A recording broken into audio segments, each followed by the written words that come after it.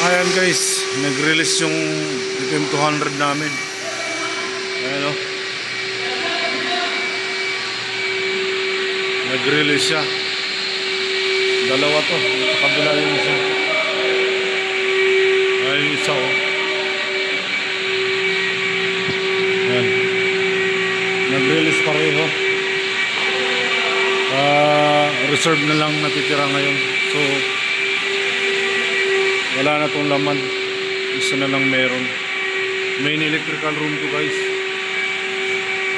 May nagtrabaho na contractor tagalabas, tapos nag-drill sa slab. Nagkabit ng cable tray, tapos dinagdagan pa ng mahangin sa labas.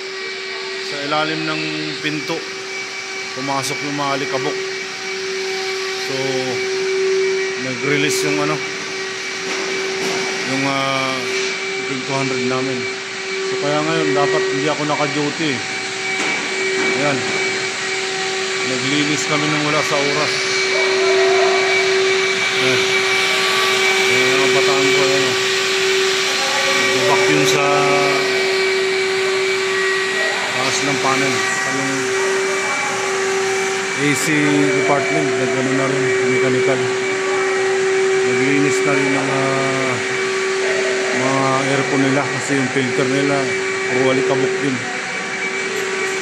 So ayan guys, ano to, nasa 300 kilos to. 350 to. So I think nasa, kung hindi ako nagkakamali, nasa 80 yata or 40 above yung presyo ng per kilo. So times 300, malaki-laki din, dalawa yun, bali 600 lahat. Kaya medyo masakit sa bulsa sa kumpanya to. Takot-takot na naman na report ang gagawin kasi naghahanap yung kung ano talagang naging cost, bakit nag-trigger yung 200 namin. So ayan guys, time check tayo, alas